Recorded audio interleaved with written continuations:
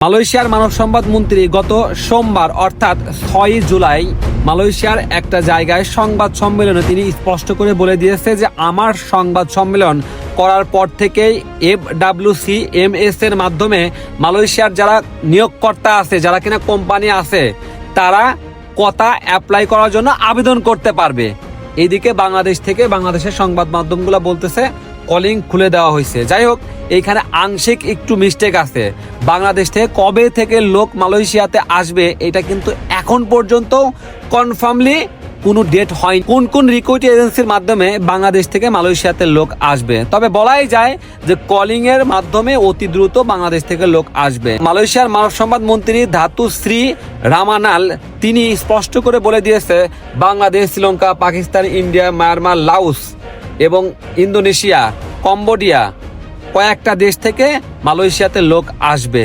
মুদিখানা, sector service, connection মানে নির্মাণ খাত, এইসব খাতে লোক নিয়ে আসবে। এখন সে কিন্তু স্পষ্ট করে বলে দিয়েছে যে যেই খাতে যেই কয়জন লোক লাগবে, অর্থাৎ একটা কোম্পানির যে কয়জন লোক লাগবে ঠিক সেই কয়জন লোকই যেন ওই কোম্পানি নিয়ে আসে, একটা লোকও যেন বাড়তি না নিয়ে আসে। আমরা বাংলাদেশ সরকারকে স্পষ্ট করে বলে দিতে চাই যে দয়া করে 2023-24 সালে যেভাবে কলিং এর মাধ্যমে লোক আইসা মালয়েশিয়াতে অবৈধ হয়ে গেছে, এই বিষয়টা আপনারা মাথায় রাখবেন। বাংলাদেশ দূতাবাসকে স্পষ্ট করে বলে দিবেন, বাংলাদেশ দূতাবাস অর্থাৎ মালয়েশিয়াতে থাকা বাংলাদেশ হাই কমিশন যেন এইটার যথাযথ ব্যবস্থা নেয়।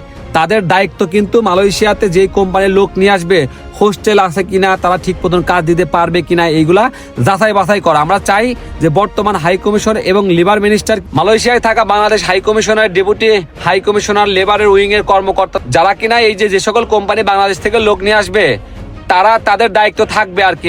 বাংলাদেশ হাই কমিশনের কর্মকর্তাদের দায়িত্ব থাকবে যে ওই কোম্পানি যে বাংলাদেশ থেকে লোক নিয়ে আসবে তাদের যথেষ্ট পরিমাণ কাজ দেওয়ার অ্যাবিলিটি আছে কিনা, তাদের হোস্টেল আছে কিনা, এইসব দেখার সম্পূর্ণ দায়িত্ব কিন্তু বাংলাদেশ হাই কমিশনের। আমরা চাই যেন স্বচ্ছভাবে বাংলাদেশ থেকে লোক নিয়ে আসে।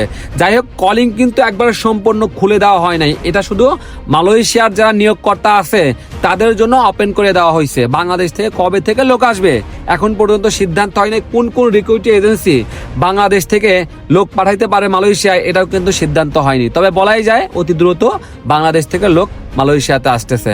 আর এখন পর্যন্ত পাসপোর্ট জমা দেওয়ার কোনো কিছু হয় নাই। বাংলাদেশ সরকার আপনাদের জানিয়ে দেবে যে কোন কোন রিক্রুটিং এজেন্সির মাধ্যমে কোন কোন খাতে বাংলাদেশ থেকে লোক মালয়েশিয়াতে পাঠাবে, কত টাকা খরচ হবে। সরকার থেকে কিন্তু এখন পর্যন্ত কোনো ঘোষণা আসে নাই। আপনারা দালাল এবং প্রতারকদের হাতে পাসপোর্ট জমা দিবেন না, ওয়েট করেন, অল্প কিছুদিন ওয়েট করেন। অনেক দিন তো ওয়েট করছেন, এখন অল্প কিছুদিন ওয়েট করেন মালয়েশিয়া আসার জন্য। আপনারা অনেক দিন ওয়েট করছেন, আর অল্প কিছুদিন ওয়েট করেন। বাংলাদেশ সরকার আপনাদের জানিয়ে দিবে যে কত টাকা লাগবে, কোন কোন রিক্রুটিং এজেন্সির মাধ্যমে আপনারা মালয়েশিয়াতে আসতে পারবেন। হই হল্লা কইরেন না ভাই, আগে গেলে বাঘে খায় কথা আছে, এরকম কইরেন না ভাই, বুঝতে পারছেন? টাকা আপনার, সিদ্ধান্ত আপনার। বাংলাদেশ সরকার আপনাকে জানাবে যে কত টাকা দিয়ে আপনি মালয়েশিয়াতে আসতে পারবেন। বোঝা গেছে? সাবধানে থাকেন।